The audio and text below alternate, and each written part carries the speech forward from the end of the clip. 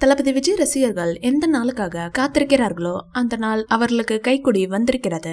தளபதி விஜய் அரசியலுக்கு வரப்போகிறார் என்பது கடந்த 2 வருடங்களாகவே அரசியல் புரசலாக பேசப்பட்ட விஷயம்தான். இந்த விஷயத்தை கடந்த பிப்ரவரி 22ஆம் தேதி தளபதி விஜய் உறுதிப்படுத்தினார். தன்னுடைய அரசியல் கட்சியின் பெயர் தமிழக வெற்றிக் கழகம் எனவும் தன்னுடைய தரப்பிலிருந்து ஒப்புக்கொள்ளப்பட்ட 2 படங்களில் நடித்த பிறகு சினிமாவில் இருந்து ஒதுங்கிக் கொள்வதாகவும் தெரிவித்திருந்தார். மேலும் கடந்த பிப்ரவரி மாதத்திலிருந்து தமிழகம் மற்றும் இந்தியாவில் நடக்கும் நிறைய சமூக பிரச்சனைகளுக்கு தன்னுடைய கழகத்தின் தலைவராக அறிக்கை வெளியிட்டிருந்தார். என்னதான் அரசியல் கட்சி ஆரம்பித்திருந்தாலும் தளபதி விஜய் எப்போது மாநாடு வைப்பார், அவருடைய கொடி என்ன என்றெல்லாம் அவருடைய ரசிகர்களுக்கு பெரிய எதிர்பார்ப்பு இருந்தது.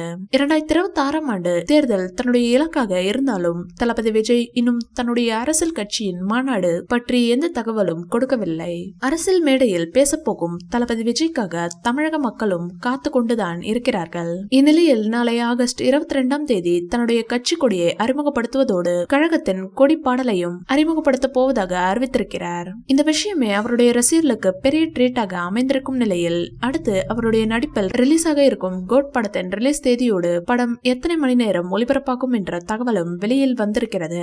வெங்கட் பிரபு இயக்கத்தில் தளபதி விஜய், பிரசாந்த், பிரபுதேவா, ஸ்னேகா, லைலா, மைக் மோகன், மீனாட்சி சௌத்ரி ஆகியோர் நடித்திருக்கும் இந்த படம் மொத்தம் 2 மணி நேரம் 55 நிமிடங்களுக்கு ஒளிபரப்பாக இருக்கிறது. கோட் படத்தின் ட்ரெய்லர் சமீபத்தில் வெளியாகி கலவையான விமர்சனங்களை பெற்றிருக்கிறது. இந்த வீடியோ பிடிச்சிருந்தா லைக் பண்ணுங்க, ஷேர் பண்ணுங்க. மேலும் விஜய் சார் பற்றிய தகவல்களுக்கு எங்க சேனலை சப்ஸ்கிரைப் பண்ணுங்க.